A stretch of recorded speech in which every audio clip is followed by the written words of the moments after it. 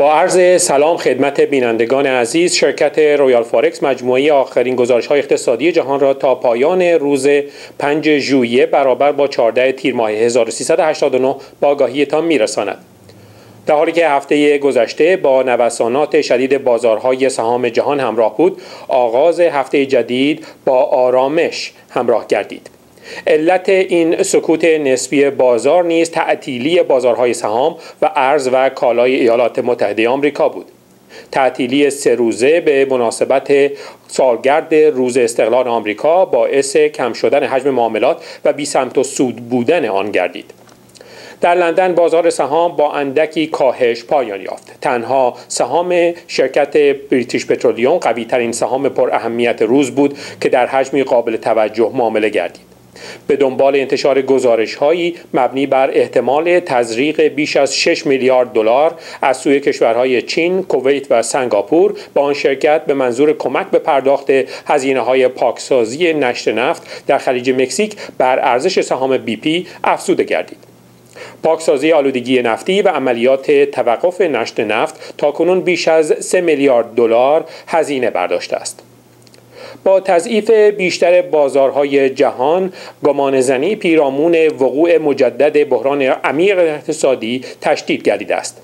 در نشستی که در روز شنبه و یکشنبه در فرانسه برگزار گردید و بسیاری از اقتصاددانان سرشناس و مقامات اقتصادی نیز در آن شرکت داشتند، پیرامون این نظرگاه سوالات عدیده‌ای عنوان گردید، اما نظرها بر آن بود که گرچه راهی ناهموار در پیش است، اما وقوع مجدد بحران اقتصادی بعید می‌نماید. از جمله آقای ژان کلود تریشه، مدیر کل بانک مرکزی اروپا، معتقد بود اروپا با بحران اقتصادی مواجه نیست و اقدام کشورها برای کاهش هزینه‌ها به خفه کردن اقتصاد نخواهد انجامید، بلکه برعکس به کسب اعتماد عمومی و رشد اقتصادی کمک خواهد کرد.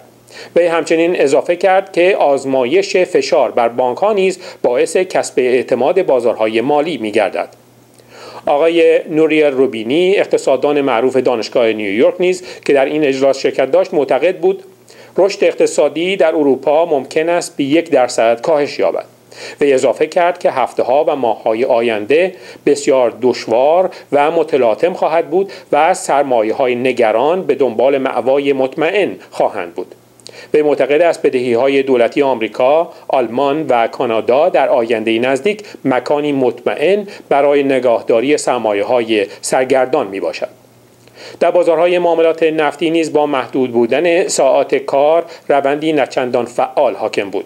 با ادامه بررسی آمار مشاغل در آمریکا، در بازارهای آسیا بازار محدود دوشنبه به بشکه 71.35 دلار برای تحویل در ماه آگوست نزول نمود، اما سرانجام درصد 71.60 برای هر بشکه تثبیت شد. با تقویت دلار در هفته گذشته از ارزش طلا کاسته شده است و احتمال می‌رود برای دومین هفته متوالی در بازار لندن از بهای هر اونس طلا کاسته شود. بازار فلزات قیمتی در نیویورک روز دوشنبه فعالیت نداشت و تحویل فوری طلا در لندن با $4.85 نزول در مقابل $1206.75 تثبیت یافت. خریدهای فیزیکی طلا در هفته‌های اخیر به علت صعود شدید آن کاهش یافته بود، اما همکنون با کاهش شدید قیمت تقاضا برای خرید از جمله از سوی هند که بزرگترین خریدار آسیایی طلا میباشد افزوده گردیده است. آقای اکسل رودولف، کارشناس طلا در بانک کامرس بانک آلمان، معتقد است از دید تحلیل تکنیکی نمودار قیمت طلا این فلز قیمتی ممکن است تا $1172 سقوط نماید. کامرس بانک در این حال معتقد است در میان مدت بر ارزش این فلز قیمتی افزوده می‌گردد.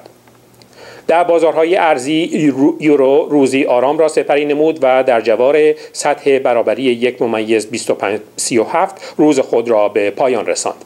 بسیاری از کارشناسان ارزی همچنان دورنمای یورو را صعودی می‌بینند. همکنون دورنمای اولیه برای صعود یورو گذار از مرز 1.27 و سپس رسیدن به مرز 1.30 میباشد. انتشار آمار ISM غیر صنعتی در ایالات متحده در روز سه‌شنبه میتواند سمت و سوی رشد و یا نزول یورو را مشخص نماید.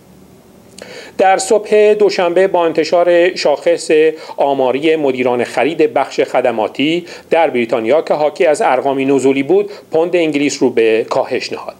کاهش ارزش پوند برابری آن را حتی به زیر 1.51 دلار نیز رساند، اما با ادامه روز پوند توانست در مرز 1.5135 استوار بایستد. شکستن سطح حمایت 1.5150 برای پوند کلیدی است. عبور و گذار از سطح مقاومت 1.5180 راه را برای رسیدن به 1.5250 باز خواهد نمود. سطح حمایت 1.50 نیز می تواند از سقوط پوند جلوگیری نماید.